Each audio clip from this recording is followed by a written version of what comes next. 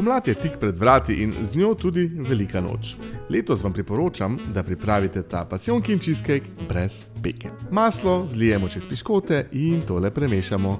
Vse skupaj prestavimo v 16 cm pekač in oblikujemo dno ter rob.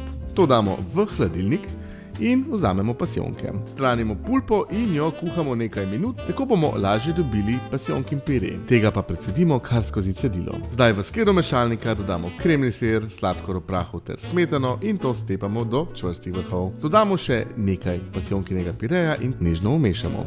Cheesecake krema je pripravljena, zdaj jo samo razporedimo povrh piškotne osnove. Ostanek pasijonkinega pireja segrejemo skupaj z nekaj smetane, ločeno stopimo belo čokolado in oboje dobro premešamo. Pasijonkin ganaš sedaj prelijemo povrh cheesecakea in to dobro ohladimo. Želim vam dober tek.